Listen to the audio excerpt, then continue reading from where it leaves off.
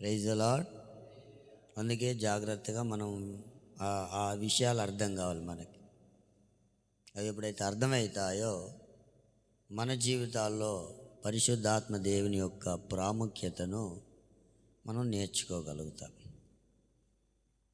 ఈరోజు పరిశుద్ధ గ్రంథంలో పరిశుద్ధాత్మ దేవునికి కొన్ని సాదృశ్యాలు, కొన్ని చిహ్నాలుగా పరిశుద్ధాత్మ దేవుడు పోల్చబడినట్టుగా పరిశుద్ధ గ్రంథంలో మనం చూడగలుగుతున్నాం. పరిశుద్ధాత్మ దేవునికి కొన్ని సాదృశ్యాలు, కొన్ని చిహ్నాలుగా పరిశుద్ధ గ్రంథంలో ఉన్నట్టుగా మనం చూస్తున్నాం. దాంట్లో మొట్టమొదటిగా మనం చూస్తే పరిశుద్ధాత్మ దేవుణ్ణి గాలికి పోల్చినట్టుగా మనం చూడగలుగుతాం. గాలి. అపోస్తుల కార్యములు 2వ అధ్యాయం 2వ వాక్యం 4వ వాక్యం.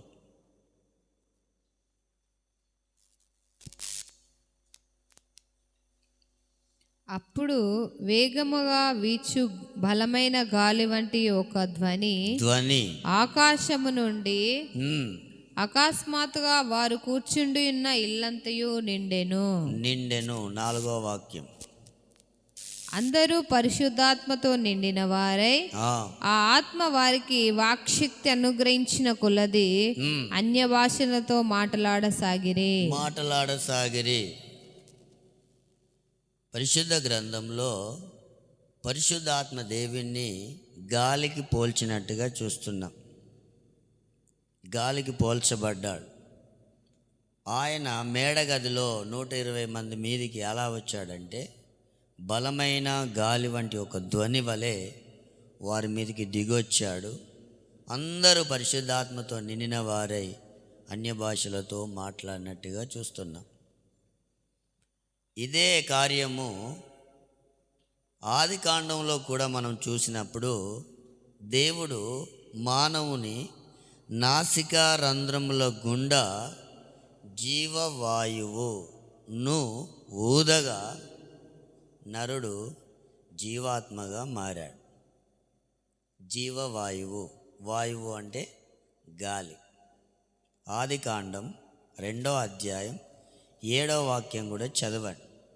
దేవుడైన యెహోవా నేలమంటితో నరును నిర్మించి వాని నాసికా రంధ్రములలో జీవవాయువును ఊదగా నరుడు జీవాత్మగా మారాడు. ఈ జీవవాయువు పరిశుద్ధాత్మ దేవుడే మనకు జీవాన్ని ఇచ్చేవాడు.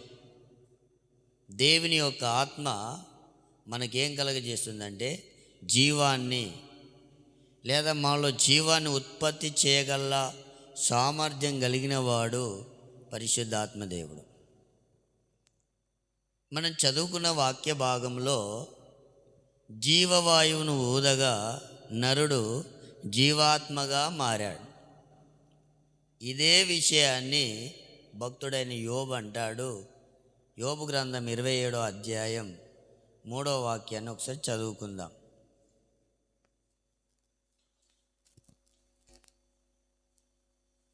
జోబ్ 27:3. నా న్యాయమును పోగొట్టిన దేవుని జీవము తోడు, నా ప్రాణమును వ్యాకులపరచిన సర్వశక్తిని తోడు, నిశ్చయముగా నా పెదవులు అబద్ధము పలుకుటలేదు. సర్వశక్తిని యొక్క జీవము తోడు 33:4 కూడా చదవండి.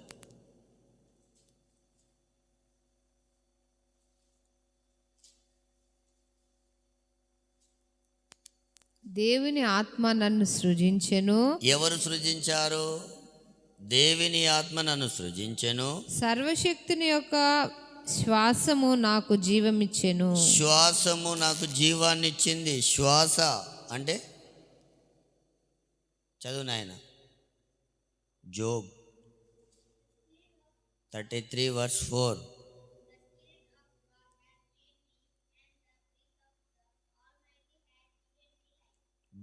దేవుని యొక్క శ్వాస. నాసిక రంధ్రముల గుండా జీవవాయువును ఊదితే నరుడు జీవాత్మగా మారాడు. యోబు భక్తుడు ఏమంటున్నాడంటే, దేవుని ఆత్మ నన్ను ఏం చేసింది? సృజించింది. మానవుని యొక్క సృష్టి కార్యములు ఇప్పుడు ఎవరున్నట్టు?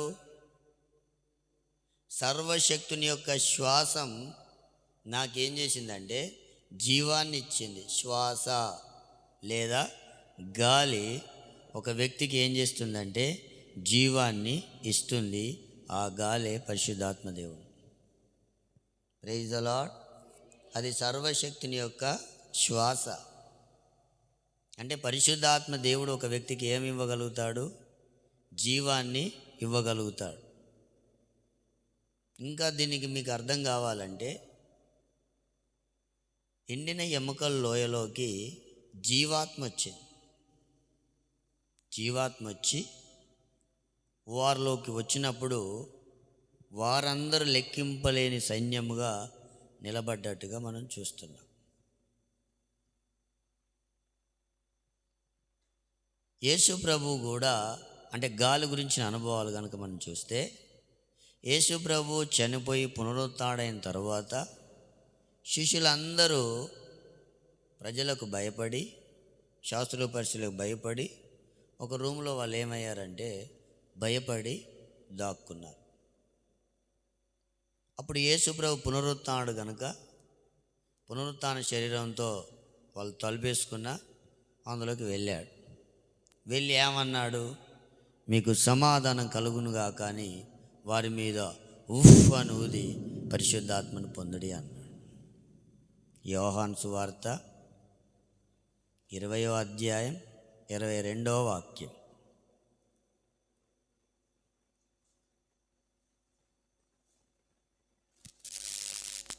ఆయన ఈ మాటలు చెప్పి వారి మీద ఊది పరిశుద్ధాత్మను పొందుడి. గాలి ఊదాడు. అప్పుడు వాళ్ళు పరిశుద్ధాత్మను పొందారు.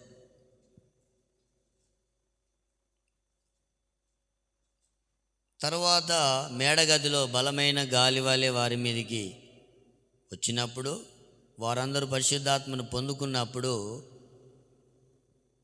దేవుని యొక్క మహిమగల సంఘం అనేది ఏర్పాటు చేయడం జరిగింది. సంఘం ఏర్పడింది ఎప్పుడు?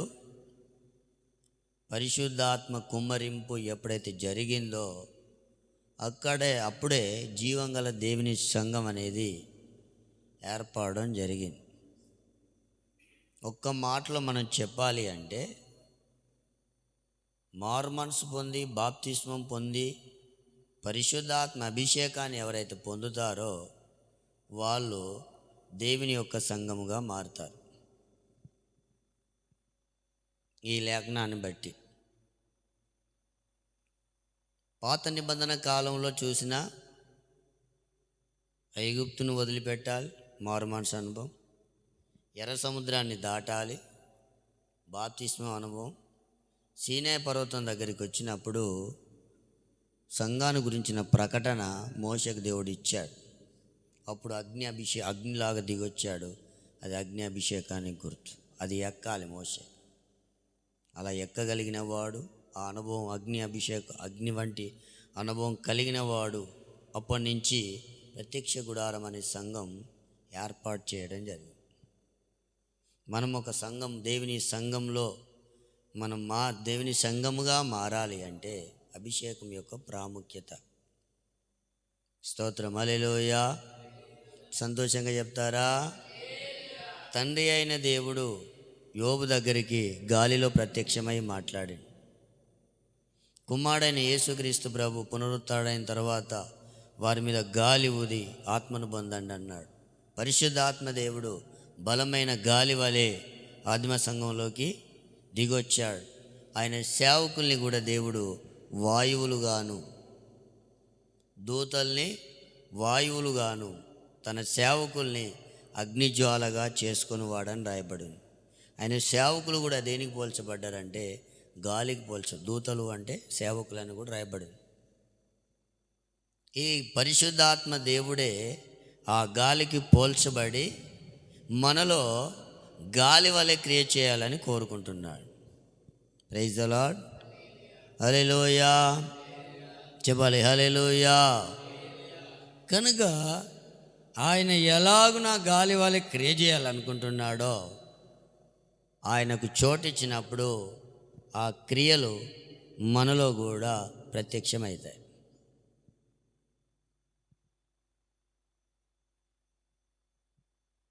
బలముగా వీచే గాలి వోలే మా హృదయములోకి రండి దేవా, బలముగా వీచే గాలి వోలే మా హృదయములపై రండి దేవా. రండి రండి రండి రండి పరిశుద్ధాత్ముడా, రండి రండి రండి రండి పరిశుద్ధాత్ముడా, రండి రండి రండి రండి పరిశుద్ధాత్ముడా, రండి రండి రండి రండి పరిశుద్ధాత్ముడా. పరిశుద్ధాత్ముడా స్వాగతం భయా, పరిశుద్ధాత్ముడా స్వాగతం భయా. నా నావికుడవు, నా నాయకుడవు, నా పోషకుడవు. రండి రండి రండి రండి పరిశుద్ధాత్ముడా, రండి రండి రండి రండి పరిశుద్ధాత్ముడా, రండి రండి రండి రండి పరిశుద్ధాత్ముడా, రండి రండి రండి రండి పరిశుద్ధాత్ముడా. ఆమేన్. హల్లెలూయా చెప్దామా, హల్లెలూయా. ఇప్పుడు గాలి గురించిన కొన్ని కార్యాలు మనం చూసుకుందాం. గాలిలో ఉన్న కొన్ని శ్రేష్టతలు. గాలికి రంగు అనేది ఉండదు, ఉంటుందా? గాలి ఏ రంగులో ఉంటుంది కనిపించిందా మీకు? ఎరుపు కలర్లో, నలుపు కలర్లో, పసుపు కలర్లో ఏమన్నా కనిపిస్తుందా మనకు? చెప్పండి, కనిపిస్తుందా? కనపడదు. అంటే గాలికి ఏం లేదు, రంగు లేదు. రంగు అంటే భేదాభిప్రాయాలు. రంగు అంటే ఇంకో భాష చెప్పాలంటే కులం, చిన్న పెద్ద అనే తేడా, ఉన్నవాడు లేనివాడు అనే భేదాలు అనేటివి ఉండకూడదు. రంగు అంటే ఫలాని వాళ్ళు ఏమిటి అంటే దాని గురించి మనం చెప్పినప్పుడు అది ఏమైంది? రంగు అవుతుంది. అర్థం చేసుకోవాలి. ఫలాని వాళ్ళు అంటే అదొక రంగు. కానీ గాలికి ఏముండదు, రంగు ఉండదు. పరిశుద్ధాత్మ దేవుడు గాలి వాళ్ళే మనలో క్రియ చేయాలనుకుంటే మనలో ఏముండకూడదు, రంగు అనేది ఉండదు. Praise the Lord. హల్లెలూయా. ఒకవేళ రంగు అనేది ఉంటే అదేం కాదు, వాళ్ళలో ఉన్నది ఏం కాదు, పరిశుద్ధాత్మ దేవుడు కాడు. ఎందుకు ఇలా అని అంటే క్రీస్తు సంఘంలో మనమందరము ఆయన అవయవమై ఉన్నాం. Praise the lord. కొరింథీయులకు రాసిన మొదటి పత్రిక 12వ అధ్యాయం 13వ వాక్యం.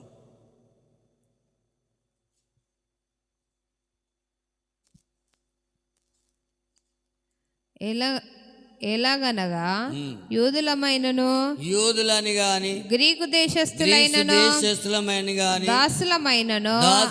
గాని స్వతంత్రులమైనను గాని మనమందరము ఒక్క శరీరములోనికి ఒక్క ఆత్మయందే బాప్తిసము పొందితిమి. ఒక్క ఆత్మయందే మనం బాప్తిస్మం పొందితిమి. మనమందరము ఒక్క ఆత్మను పానము చేసిన వారమైతిమి.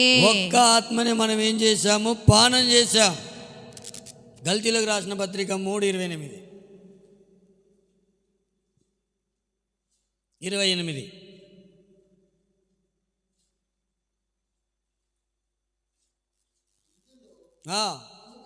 యూదుడని గ్రీసు దేశస్థుడని లేదు, దాసుడని స్వతంత్రుడని లేదు, పురుషుడని స్త్రీ అని కూడా భేదం లేదు. యేసు క్రీస్తు నందు మనమందరము ఏకమై ఉన్నాం. స్తోత్రం, హల్లెలూయా. మనం ఎలా ఉన్నాము? ఏకం.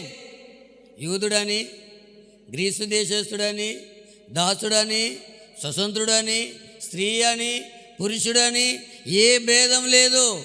మనమందరము క్రీస్తులో ఏకమై ఉన్నాము. ఒక్క ఆత్మయందే పానం చేశాం. ఒక్క ఆత్మను పానం చేసిన వారందరూ ఎలా ఉంటారు? క్రీస్తునందు ఏకమై ఉంటారు. అంటే వారిలో ఏం లేవు? భేదాలు లేవు. Praise the Lord. చెప్పాలి హల్లెలూయా. ఏకమై ఉన్నారంటే కలిసినలా కలవలేదా? ఏకమై ఉన్నారా లేరా? అందులో యూదులు ఉన్నారు. యూదులకు దేవుడు ధర్మశాస్త్రాన్ని ఇచ్చాడు. వాళ్ళకు ఒక గర్వం ఉంటుంది, దేవుడు మా దేవుడు అని. గ్రీసు దేశస్తులు ఉన్నారు. గ్రీసు దేశస్తులు తన చర్మాన్ని మార్చుకోడట. దాసులు ఉన్నారు, తక్కువ వారు. స్వతంత్రులు ఉన్నారు, విడిపించబడ్డవారు ఉన్నారు. స్త్రీలు ఉన్నారు, పురుషులు ఉన్నారు. కానీ ఎవరు అక్కడ తక్కువ కాదు. అందరూ క్రీస్తులు ఎలా ఉన్నారంటే ఏకమై ఉన్నారు. ఏకమై ఎలా ఉన్నారు అంటే ఒక్క ఆత్మని వాళ్ళు ఏం చేశారంటే పానం చేశారు. ఇప్పుడు సంఘం ఎలా ఉండాలి? ఏకమై ఉండాలి. అంటే సంఘంలో ఏముండొద్దు? భేదాభిప్రాయాలు ఉండొద్దు.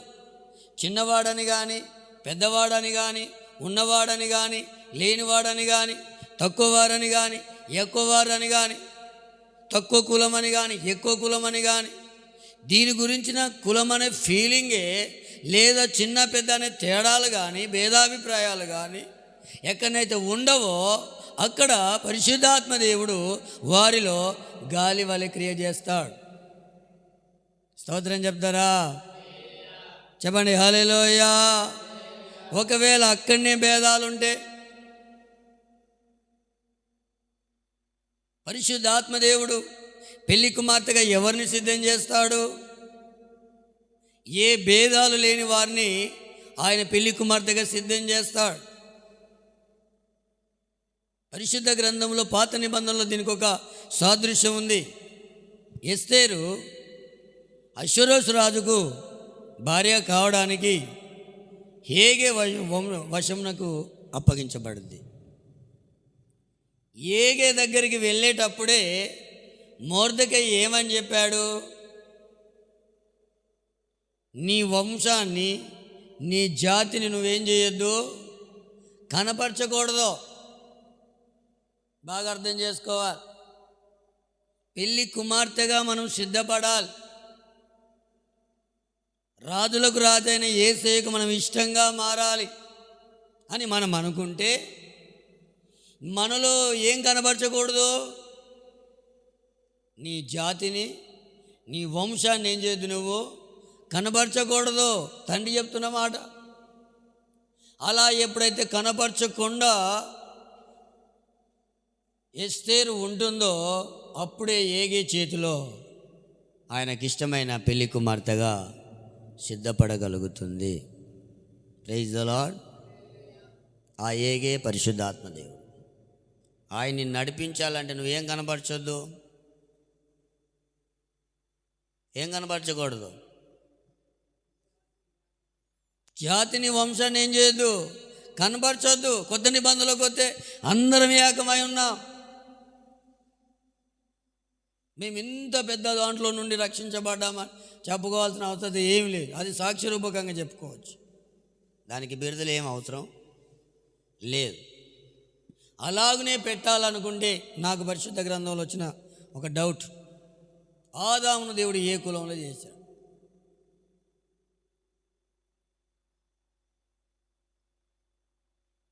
ఒకవేళ పెట్టుకోవాలనుకుంటే ఆయనకి ఏం పెడితే బాగుంటుంది? వంశావళి గురించి రాస్తూ రాస్తూ రాస్తూ రాస్తూ లాస్ట్కు ఆదాము దేవుని కుమారుడు. Praise the Lord. లూకాసు వార్త లెక్కనే ఉంటుంది. ఆదాము ఎవరి కుమారుడు? వంశావళి మొత్తం రాస్తూ పలానాయన పలాని కుమారుడు, పలానాయన పలాని కుమారుడు అని రాస్తూ చివరికి ఆదాము దేవుని కుమారుడు. ఈరోజు ఆయన రక్తంలో కడగబడిన మనము ఆయన ఆత్మ ద్వారా నడిపించబడాలి అంటే మనము దేవుని పిల్లలుగా ఉండాలి తప్ప లోక సంబంధమైన పిల్లలుగా భేదాభిప్రాయాలు కలిగించే వారంగా మనం ఉండకూడదు. ఒకవేళ ఆ సంఘంలో భేదాభిప్రాయాలుంటే, మన సంఘంలో భేదాభిప్రాయాలుంటే, మన సంఘంలో చిన్న పెద్ద అనే భేదాలుంటే, తక్కువ ఎక్కువ అనే భేదాలుంటే, మనం క్రీస్తునందు అందరము ఏకమై లేము. భేదాలు పెట్టుకొని ఉన్నాం. ఏకమై ఉన్నదే క్రీస్తు సంఘమైద్ది కానీ భేదాలు ఉన్నది ఏనాడు క్రీస్తు సంఘమో కాదు. అందుకనే ఎస్తేరు నీ వంశాన్ని నీ జాతిని నువ్వేం చేయొద్దు, కనపరచకూడదు. గాలికి రంగు లేదు. ఆ రంగు అనే ఫీలింగ్ మనలో లేకపోతే ఆ రంగు లేని పరిశుద్ధాత్మ దేవుడు మనలో ఉండి ఏం చేస్తాడంటే క్రియ చేయడం ప్రారంభిస్తాడు. Praise the Lord. ఈ స్టడీ ద్వారా మీరు నేర్చుకోవాల్సింది ఏంటంటే ఆత్మ ద్వారా ఎవరు నడిపించబడతారో వాళ్ళకు ఏ రంగు ఉండదు, ఏ కులం ఉండదు. ఒకే ఒక దేవుని ఇంటి వారము ఆయన పిల్లలం.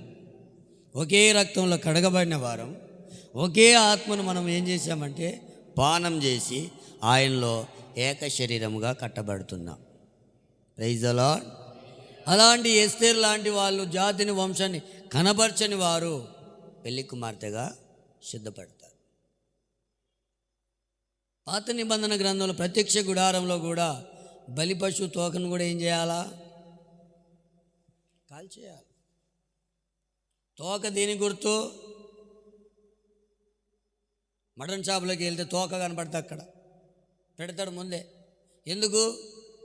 ఇది పలాంది, ఇది మేక, ఇది గొర్రె అని మనం గుర్తెరగాలని తోక పెడతారు. ఇప్పుడు అనేకులకు ఏమున్నాయి? తోకలు ఉన్నాయి. కులం అనో కానీ, పదం అనో కానీ, డిగ్రీ అనో కానీ, హోదా కానీ, ఇవన్నీ ఏం కావాలి? బలిపీఠం దగ్గర కాల్తే నీవు బలికి ఇష్టమైన బలిగా మారుతావు. Praise the lord.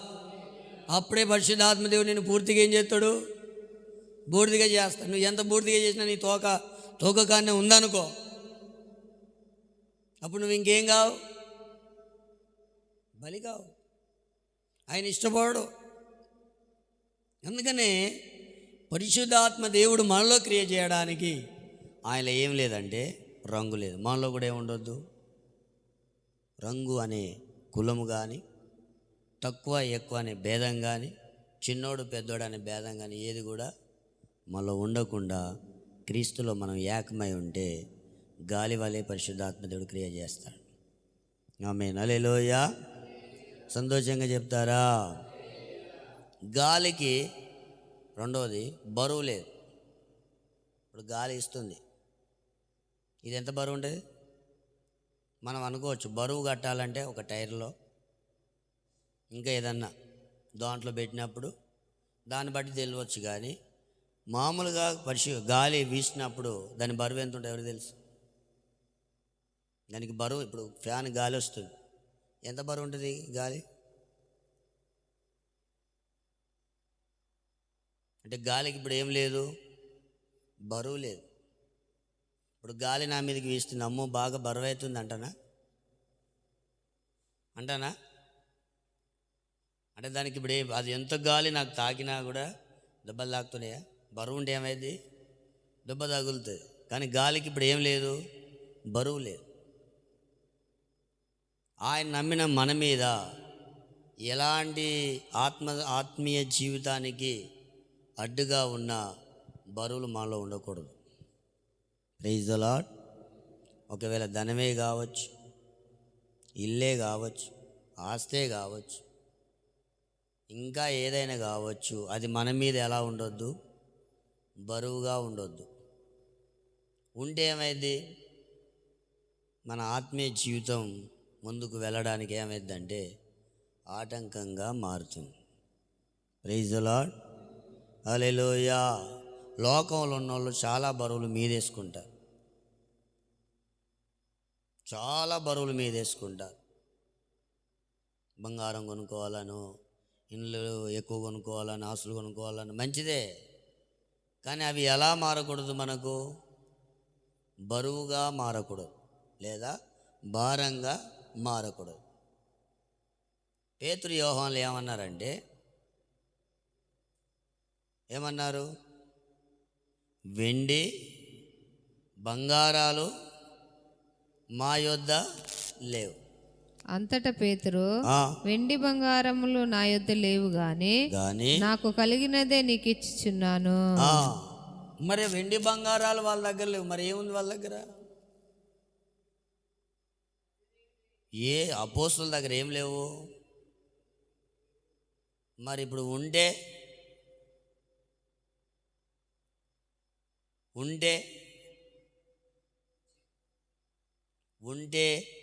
వాళ్ళ దగ్గర వెండి బంగారాలు లేవు. ఒకవేళ వెండి బంగారాలు ఉంటే మీకు అర్థమవుతుందా? అపోస్తులు కారు అంటే వాళ్ళు ఉంచుకోరు. అంటే మరి వాళ్ళకు రావా అంటే స్థిరచర ఆస్తులన్నీ వాళ్ళ కాళ్ళకాడికి వచ్చినా పరిచర్యకు ఎంత అవసరం అయితే ఉన్నాయో అవి ఎక్కడెక్కడ ఖర్చు పెట్టాలో అక్కడెల్లా ఖర్చు పెట్టి వాళ్ళు దేవునితో ఉంటారు. ఈ మాట క్లారిటీ కూడా నేను మీకు ఇస్తా. అపోస్తుల కార్యంలో 4:13. ఇప్పుడు 3:6లో వెండి బంగారాలు మా యొద్ద లేవు అన్నది, 4:13 చదవండి. వారు పేతురు యోహానుల ధైర్యము చూచినప్పుడు వారు విద్య లేని పామరులని గ్రహించి ఆశ్చర్యపడి వారు యేసుతో కూడా ఉండిన వారని గుర్తెరిగిరి. వారు యేసుతో కూడా ఉండిన వారని గుర్తెరిగారు.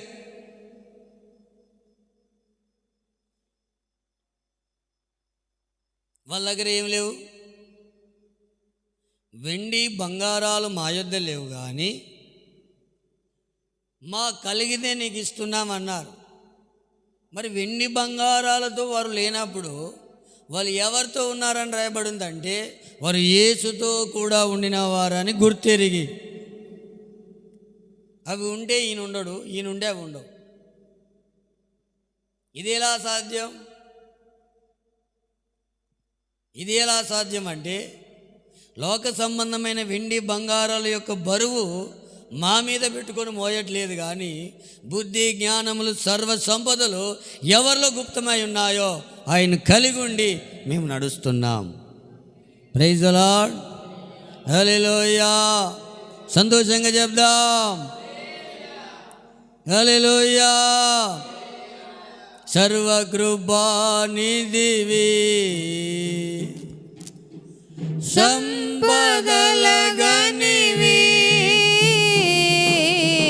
సర్వకృపానిధివి గ్లోరీ సంపదలగనివి సకలము సకలము సకలము సకలము చేయగలని వైపేన కన్నులెత్తి చూచెదాం. సకలము చేయగలని వైపేన కన్నులెత్తి చూచెదా. కలవరపడినే కొండల వైపు నా కన్నులెత్తుదునా. కొండల వైపు నా కన్నులెత్తి కొదువతో నేను కుమిలెదనా. కొదువతో నేను కుమిలెదనా. ఆమేన్. బరువు అనేది ఉండొద్దు. గాలికి ఏం లేదు, బరువు లేదు. పరిశుద్ధాత్మ దేవుడు మనలో క్రియేట్ చేయాలనుకుంటే లోకమనే, పాపమనే, నిద్రనే, ధనమనే భారాలు మన మీద ఉండకూడదు. నిద్ర కూడా ఒక భారం అని రాయబడింది. నిద్రా భారం చేత ఐతుక అనే వ్యక్తి ఏం చేశాడు? వాక్యం చెప్తుంటా అంటే కిటికీ దగ్గర కూర్చొని నిద్ర ఎక్కువై కింద పడిపోయాడు, చనిపోయే పరిస్థితి. ఆ భారం ఉండకూడదు. ఒక వ్యక్తి వచ్చాడు, అయ్యా నిత్య జీవం పొందాలని నేనేం చేయాలి? ధర్మశాస్త్రంలో ఆజ్ఞలను గైకొను సరిపోద్దన్నాడు. నేను బాల్యం నుండే వాటిని ఏం చేస్తున్నాను? అనుసరిస్తాను. అయితే ఒకటి నీ కొదవ ఉందని ఆయన ప్రేమించి నీ కలిగిందంత అమ్మి బీదలకి ఇమ్మన్నాడు. వెంటనే చిన్నబుచ్చుకొని ఏడుస్తూ వెళ్ళిపోయాడు. అది అతనికి ఎలా ఉంది? యేసయ్యను వెంబడించడానికి భారంగా ఉంది. ఆ బరువు కింద ఉన్నాడు. ఆయనకి ధనం ఎక్కువ ఉన్న కారణాన్ని బట్టి వ్యసనపడి ముఖం చిన్నబుచ్చుకొని ఏడుస్తూ వెళ్ళిపోయాడు. బైబిల్ గ్రంథంలో దీనికి ఉదాహరణగా మనం ఎలీషా, గేహాజీని చూడగలుగుతాం. ఎలీషాకు ఏ బరువులు పెట్టుకోలే, దేవుడే బరువు. ఆయన మీద భారాన్ని పెట్టుకున్నాడు. ఆయనతో పాటు ఈయన వస్తున్నాడు. దీన్ని మనము ఎలీషాను యేసుక్రీస్తు ప్రభు గుర్తుగా అనుకుంటే, గేహాజీని సంఘానికి లేదా విశ్వాసులకు లేదా సేవకులకు కూడా పోల్చి చెప్పుకోవచ్చు.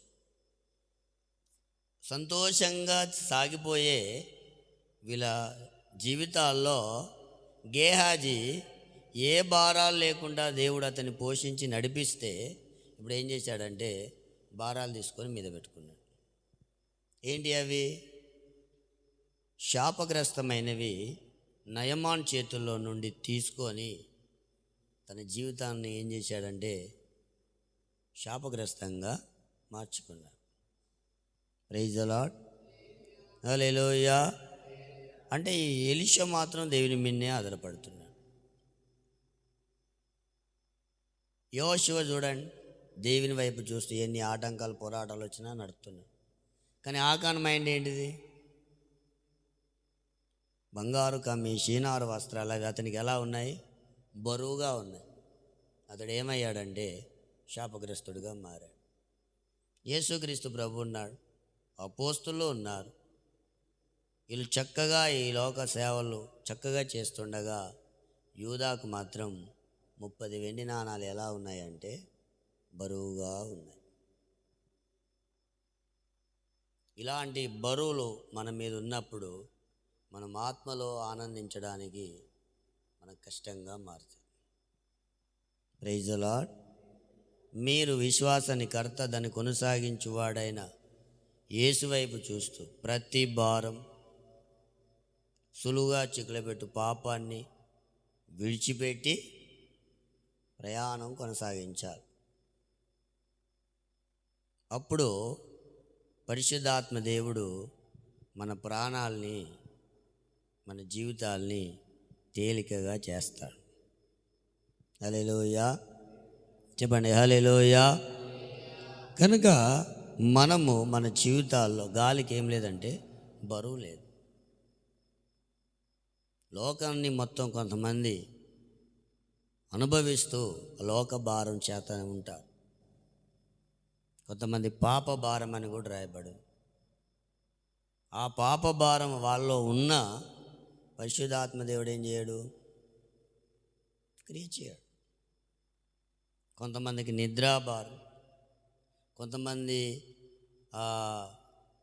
ఐహిక విచారాలు అనేది కూడా ఒక భారంగా రాయబడి ఉంది బైబిల్లో. తిండి వలన, నిద్ర వలన మీరు ఎలా ఉండకూడదు? ఐహిక విచారం వలన మీరు మత్తులై ఉండకూడదు. ఆ దినం అకస్మాత్తుగా మీ మీదకి వస్తుంది అని రాయబడింది. అందుకనే ప్రతి భారాన్ని మనం వదిలిపెట్టాలి. వదిలిపెట్టాలంటే పట్టించుకోకుండా ఉండడు కాదు, అనుదినం ఆయన మన భారాన్ని ఏం చేస్తాడు? మోస్తాడు. ఆయనే అన్నాడు, ప్రయాసపడి భారం మోస్తున్న సమస్త జనులారా నా యొద్దకు రండి, నేను మీకు ఏం చేస్తాను? విశ్రాంతిని కలగజేస్తాను. నీ భారము, నీ పనుల భారము యెహోవా మీద మోపు. అప్పుడు నీ ఉద్దేశాలు, నీ కార్యాలు సఫలపరచబడతాయి. ప్రైజ్ ది లార్డ్, హల్లెలూయా. ఇది పరిశుద్ధాత్మ దేవునిలో రెండో శ్రేష్టత. మూడోదిగా గాలి చల్లగా ఉంటుంది. గాలిలో ఏముంటుంది? చల్లదనం ఉంటుంది. ఇప్పుడు మన గాలి వీస్తుంది, వేడిగా లేదా అంటే ఎండాకాలంలో ఎండకు వేడది, ఎండ వేడది. కానీ గాలి మాత్రం ఎలా ఉంటుంది? చల్లగా ఉంటుంది. ఇప్పుడు మనం ఫ్యాన్ వేసుకుంటే, మనం బయటికి వెళ్తే, ప్రయాణాలు చేస్తున్నప్పుడు గాలి ఎలా వస్తుంది? చల్లగా వచ్చినప్పుడు అది మనకు హాయిని ఇస్తుంది. స్తోత్రం, హల్లెలూయా. చెప్పండి, హల్లెలూయా. మనం ఇతరులకు ఎలా ఉండాలి అంటే చల్లదనాన్ని లేదా హాయిని లేదా విశ్రాంతిని ఇతరులకు కలిగించే వారముగా మనం ఉండాలన్న దానికి గుర్తుగా ఉంది. ఇతరులకు మనం ఎలా ఉండాలి? ఫిలిప్పీలకు రాసిన పత్రిక 1వ అధ్యాయం 7వ వాక్యాన్ని చదువుకుందాం.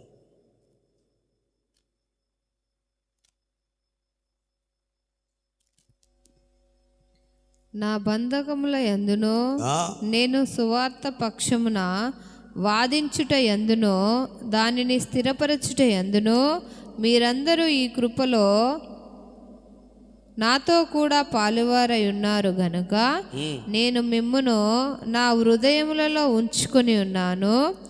చూడండి, దైవ సేవకుని హృదయంలో ఉన్నారట. వాళ్ళు హృదయంలో ఉండి ఉన్నారంటే దైవజనుని హృదయానికి వాళ్ళు ఏమిస్తున్నారంటే ఒక విశ్రాంతిని ఇస్తున్నారు.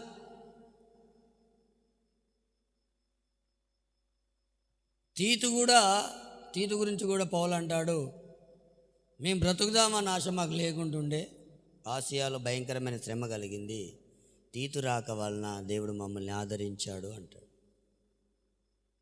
నా కుమారుడా, నీ హృదయం మూలంగా నాకు విశ్రాంతి కలగనిమ్ము అని ఫిలిప్పీ పత్రికలు రాస్తారు. ఆ విశ్రాంతి అనేది మనం ఇతరులకు కలగజేయాలి. సంఘము పౌలుకి ఏం కలగజేసిందంటే విశ్రాంతి. అతని హృదయంలో గందరగోళాలు తయారు చేయలేదు. గందరగోళాలు తయారు చేసిన వాళ్ళని హృదయంలో పెట్టుకుంటారా?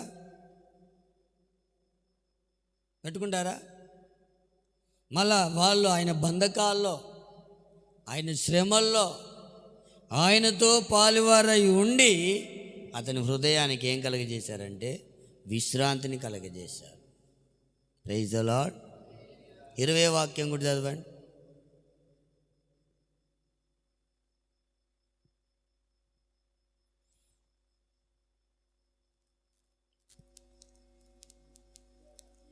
నేను మిగుల అపేక్షించుచు నిరీక్షించుచున్న ప్రకారముగా మీ ప్రార్థనలను యేసుక్రీస్తు యొక్క ఆత్మ నాకు సమృద్ధిగా కలుగుట వలనను ఆ ప్రకటన నాకు రక్షణార్థముగా పరిణమించునని నేనెరుగుదును. ప్రార్థన ద్వారా ఇతరుల ప్రార్థన కూడా దైవజనునికి ఎలా ఉంది? సపోర్టుగా ఉంది.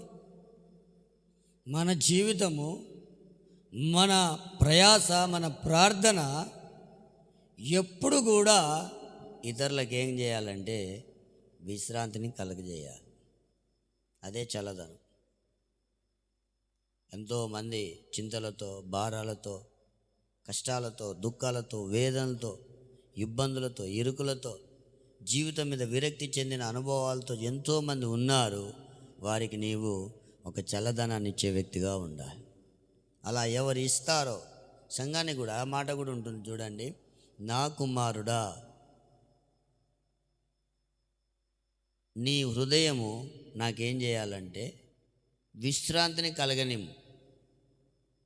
నీ వల్ల నాకేం కలగాలి? విశ్రాంతి కలగాలంటాడు పౌలు. ఆ మాట దొరుకుతుంది చూడండి, ఫిలిప్పీ పత్రికలు అనుకుంటా.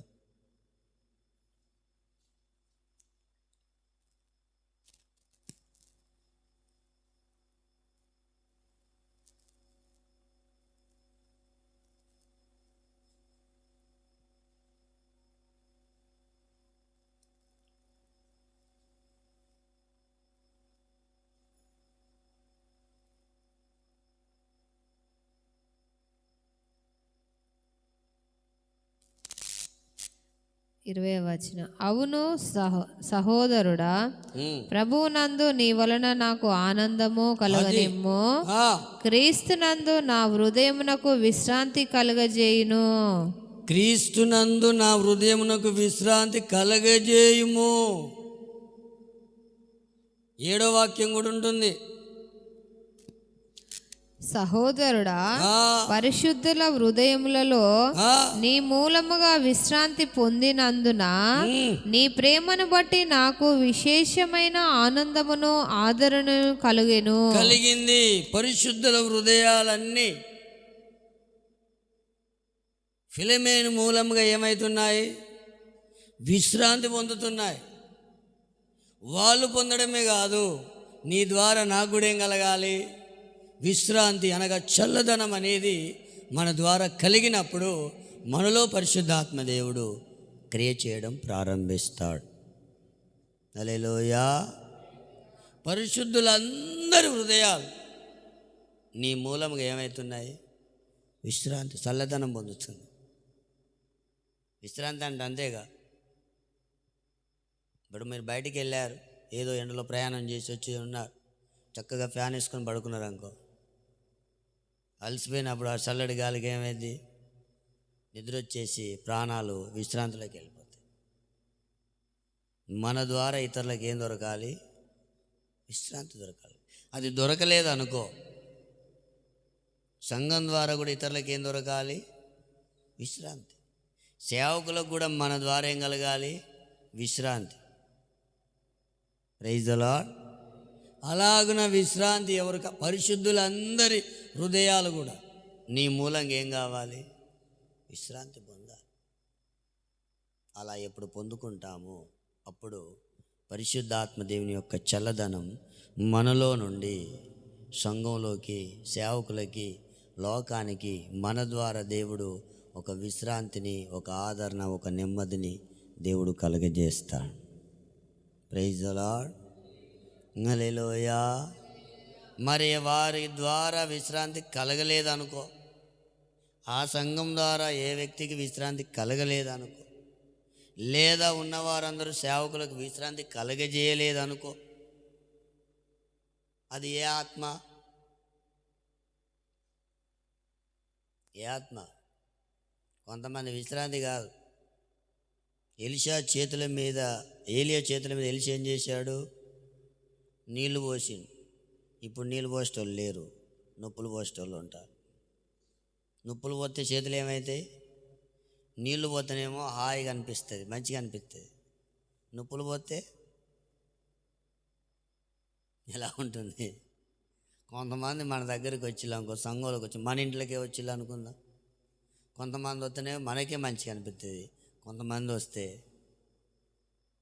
మనకే తెలిసిపోద్ది, ఈడెందుకు వచ్చిండ్రా బావు, ఈడేం చేస్తాడు, ఏం సమస్య చేస్తాడో, ఏ తలకాయ నొప్పి చేస్తాడు, ఏ ఇబ్బంది కల చేస్తాడు.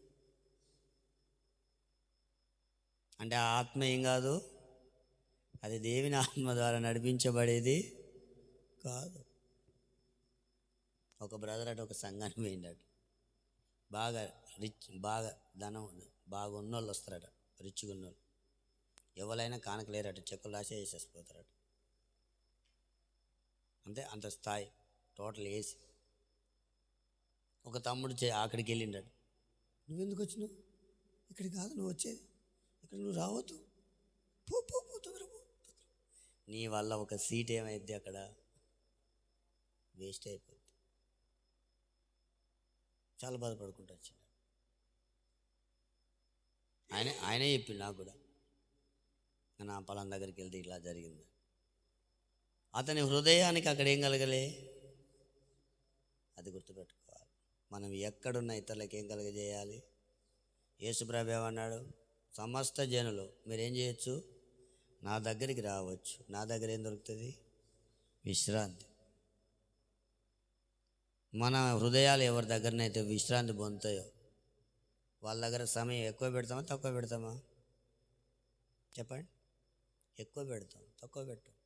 వాళ్ళు ఇచ్చే విశ్రాంతిని బట్టి మనం ఎంతో ఆదరణ పొందుకొని ఉంటాం. Praise the lord.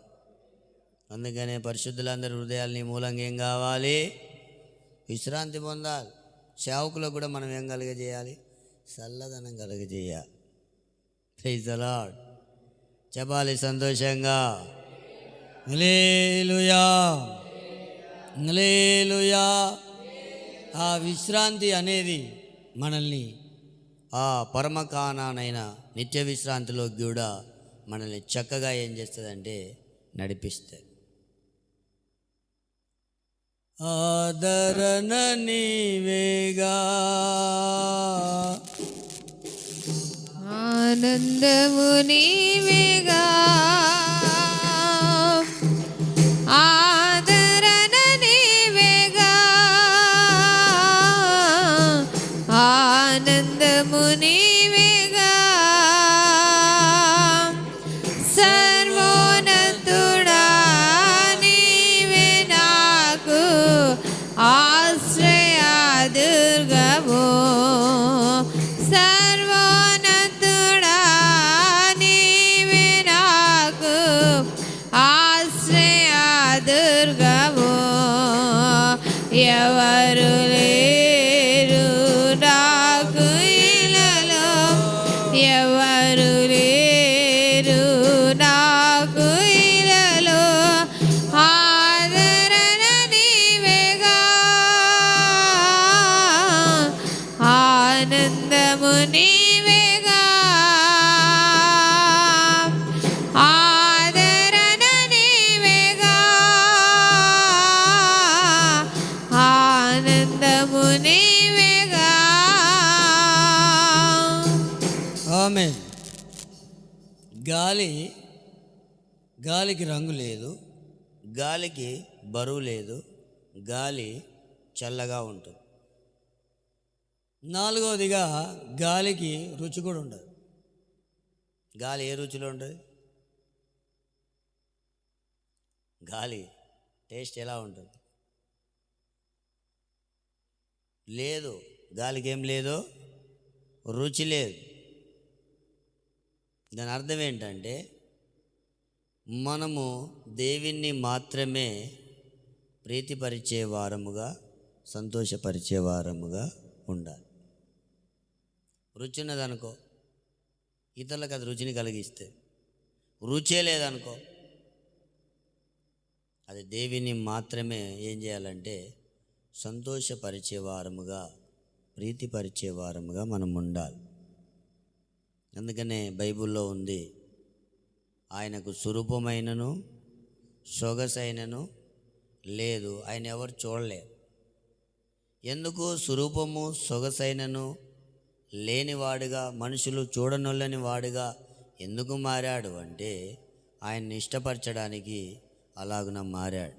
తండ్రి అయిన దేవుణ్ణి సంతోషపరచడానికి, ప్రీతిపరచడానికి 53:10 ఉంటుంది. అతన్ని నలగొట్టుటకు యెహోవాకు ఇష్టమాయెను. మరలా మనం రెండో వాక్యం చూస్తే స్వరూపమైనను సొగసైనను, చదవండి. లేత మొక్కవలెను 53:2. లేత మొక్కవలను ఎండిన భూమిలో మొలిచిన మొక్కవలెను అతడు ఆయన ఎదుట పెరిగెను. అతనికి స్వరూపమైనను సొగసైనను లేదు. సొగసు మనం అతన్ని చూచి అపేక్షించున్నట్లుగా ఆయన యందు స్వరూపము లేదు. స్వరూపము లేదు. మూల తెలుగు భాష ఉందా?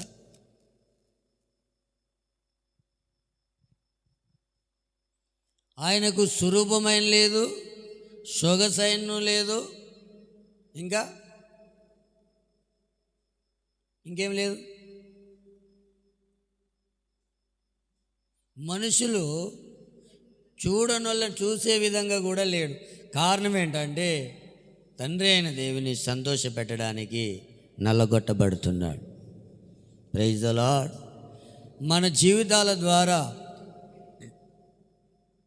మనుషుల్ని కానీ వేరే ఎవరిని కానీ మనం ఏం చేయకూడదంటే ప్రీతిపరచకూడదు, సంతోషపరచకూడదు. దేవుని మాత్రమే మనం సంతోషపరచాలి. పౌలు అంటాడు, నేను మనుషులను సంతోష పెట్టాలని చూస్తున్నానా? చదవండి. యెహోవా ఎదుట ఆయన ఒక చిన్న మొక్క వలె ఉన్నాడు, ఎండిన భూమిలో ఎదుగుతున్న మొక్క వలె పెరిగాడు.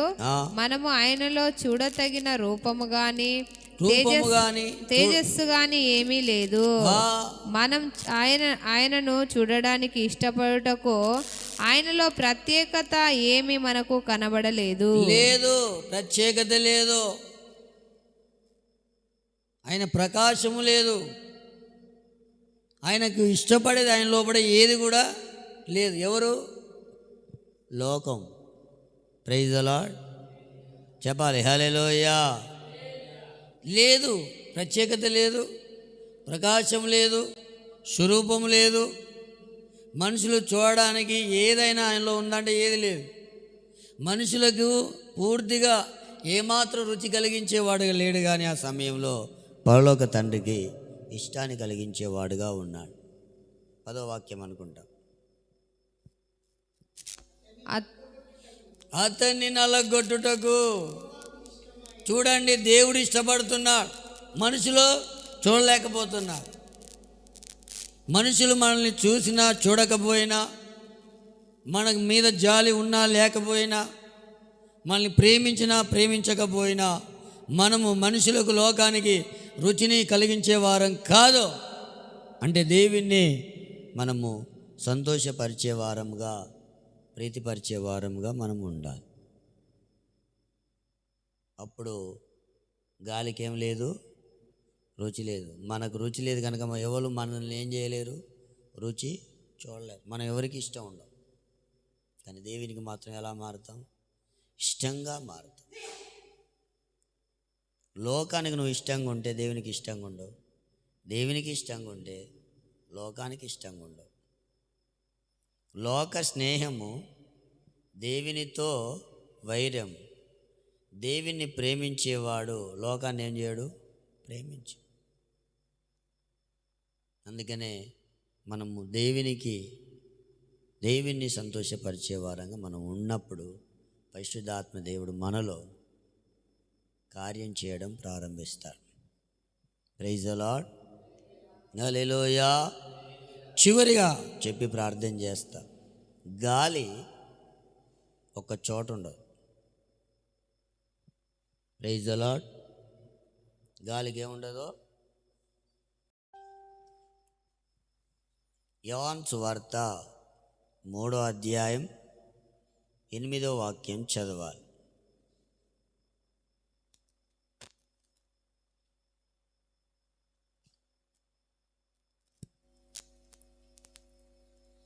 గాలి తనకిష్టమైన చోటును విసరును.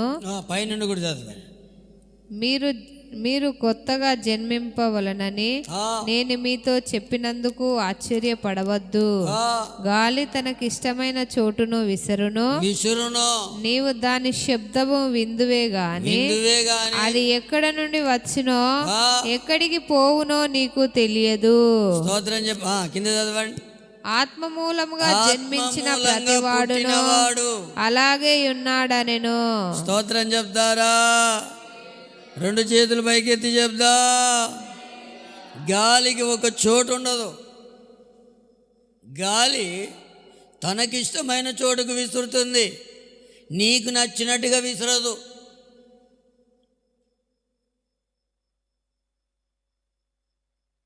పరిశుద్ధాత్మ దేవుడు మనకు నచ్చినట్టుగా ఉండడు, ఆయనకు నచ్చినట్టుగా ఉంటాడు. దాని శబ్దాన్ని వింటావు కానీ దాన్ని చూస్తావు నువ్వు? దాని శబ్దాన్ని వింటాం, గాలి చూస్తావా? గాలి కనిపించిందా మీకు? గాలి తూర్పు నుండి పడమరకు వీచాలనుకుంటే వీస్తుంది, తనకిష్టమైన చోటు విసురుతుంది. ఒక చోట ఉండదు, అది ఒక చోట ఉండదు. గాలి తనకిష్టమైన చోటుకు వీస్తుంది. అలాగే పరిశుద్ధాత్మ అభిషేకం పొందినవాడు తన ఇష్టానుసారంగా ఏం మాట్లాడు కానీ ఆత్మదేవుడు అనుగ్రహించిన వాక్శక్తి కొలిది అన్య భాషలు మాట్లాడతాడు. తనకిష్టమైనట్టు చేయడు, ఆయనకిష్టమైనట్టుగా నడుస్తాడు. స్తోత్రం చెప్తారా? హల్లెలూయా. గాలి తనకిష్టమైన చోటును విసురుతే మనమేమని ప్రార్థన చేయాలి? యేసేలాగా నా ఇష్టం కాదు. మీకు అర్థమవుతుందా? నా ఇష్టం నెరవేర్చుకోవడానికి రాలేదు అంటే ఎవరిష్టం నెరవేరుస్తున్నాడు అక్కడ అంటే దేవుని ఇష్టాన్ని, దేవుని చిత్తాన్ని నెరవేరుస్తున్నాడు. మన ఇష్టాలు ఒకవేళ నాలో కానీ మనలో కానీ మన ఇష్టాలు ఉంటే పరిశుద్ధాత్మ దేవుడు రాడు. మన ఇష్టం ఉంటే ఆయన వీచడు, ఆయనకి ఇష్టమైనట్టు ఉంటే వీస్తాడు. మన ఇష్టమా దేవుని ఇష్టమా చెప్పాలి. ఆయన ఇష్టం. ఆయన ఎటు వీస్తే మనం ఏం చేయాలి? అటు వెళ్ళాలి. ఎక్కడ గాలి ఉంటుందో అక్కడ తూర్పాల పడతారు. గాలి లేకపోతే ఏం చేయలేం. ఈ రోజు నుంచి పరిశుద్ధాత్మ దేవుడే ఒక గాలి వలె మన సేవలో, సంఘంలో, మనలో ఆయన వీచాలి. అది వీచాలంటే నీ ఇష్టం ఏం కావాలి? చావాలి. ఆయన ఇష్టం మనలో ఏమైందంటే నెరవేర్చబడుతుంది. అప్పుడు సేవ జరుగుతుంది. అప్పటిదాకా జరగదు. ఆయన సంఘంలోకి దిగాలంటే ఈ అనుభవాలన్నీ ఉండాలి. వాళ్ళందరూ 10 దినాలు ఉపవాస ప్రార్థనలు ఉండి చేయగా అందరు సెటరేట్ అయ్యారు. అప్పుడు ఆ సంఘంలోకి ఆత్మదేవుడు దిగితే అది విస్తరించబడింది.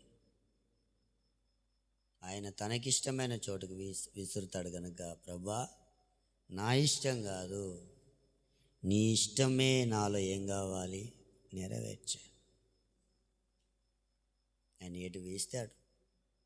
బుధవారం ఎటు వీస్తాడు? పండుగకి వీస్తాడా? ఎటు వీస్తాడు? ఇక్కడనే తెలిసిపోద్ది. బుధవారం ఏముంటుంది మనకు? చెప్పండి, ఏముంటుంది? ఆయన ఎటు వీస్తాడు? ఇప్పుడు ఆయన ఇష్టం. అది మన ఇష్టం. ఈరోజు ఎందుకులే, పొద్దున్న నుంచి అంత పడుకున్నా అన్ని ఇటు కూస్తున్నాయి, ఎటు ఈ నొప్పున్నాయి, ఆ నొప్పులున్నాయి. శనివారం పరిశుద్ధాత్మ ఎటు వీస్తాడు? అదే ఎటు కనిపెట్టుకోవడానికి వీస్తాడు. అది ఆయన ఇష్టం. మన ఇష్టం. నిన్న మన నుంచి వర్షం బాగా వస్తుంది. ఈ ఒక్కసారికి పోకపోతే ఇప్పుడు ఏమో రాకడలో విడవబడతామా? పోకున్నా ఏం కాదులే. కానీ పరిశుద్ధాత్మ దేవుడు మనకి ఇంట్లో నుండే ఒత్తిడి కలిగజేస్తాడు. మీరు చూడండి, ప్రార్థన ఎప్పుడున్నా మీకు ఉంటుందో నాకు తెలియదు, కానీ ప్రార్థన అంటే నా లోపల చెప్తున్నా, ఒకలాంటి ఒత్తిడి ఉదయం నుంచే స్టార్ట్ అవుతుంది. ఆ ఒత్తిడి లేకపోతే ఆ దేవుని బిడ్డ కాదు. మన ఇష్టమో సైతాన్ ఇష్టమో నెరవేర్చే వారంగా ఉంటాం. ఇప్పుడు సంఘంలో ఏం వీచాలంటే ఆయనకి ఇష్టమైనట్టుగా గాలి వీచాలి. Praise the Lord. హల్లెలూయా. ఆయన ఎప్పుడు వీచడం ప్రారంభిస్తాడో, గాలి ఏలియన్ ఎలిసిని వేరు చేసి ఏం చేసింది? ఏటో కొనుక్కోబడ్డాడు, వేరు చేయబడ్డారు అక్కడ.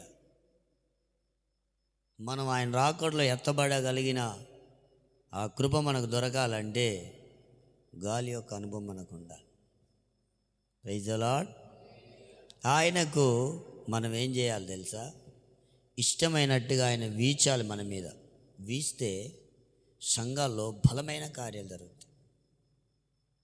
చాలామంది దైవజనులు చెప్పిన విషయం ఏంటంటే, మనం చావకపోతే ఇతరులు బ్రతకరు. ఒక దైవజనుడు ఏమన్నాడంటే, ఒక బ్రదర్ని పట్టుకొని, నేను చస్తే నువ్వు బాగుపడతావు అన్నాడు. ఏమన్నాడు? ఆ మాట అనండి ఒకసారి, కొంచెం పెద్దగా అంటే బాగుంటుంది.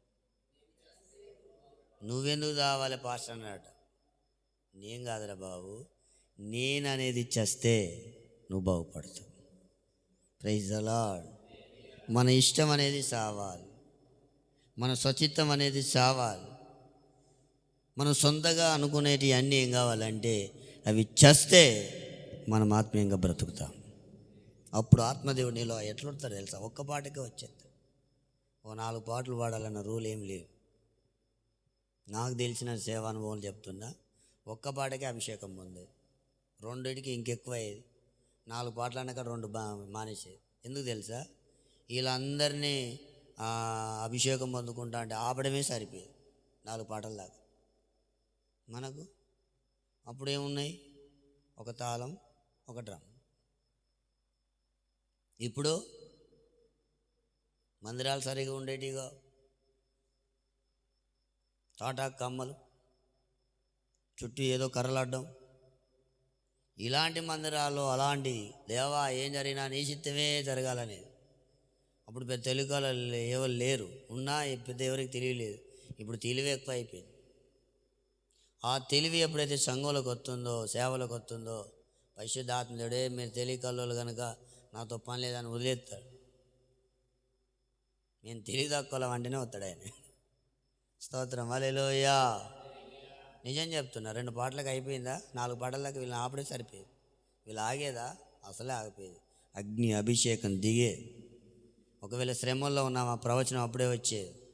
నేనున్నా, మీతో డౌట్ పడకండి. అదంతా చూస్తే అసలు ఇప్పుడు సేవే కాదు. అసలు ఆ సేవలో ఇది 5% కూడా లేదు. ఏం జరిగింది మరి అంటే, ఆయనకు చోటు ఇవ్వాలి మనం. ఆయన తనకిష్టమైనట్టు ఇస్తాడు సంఘంలో.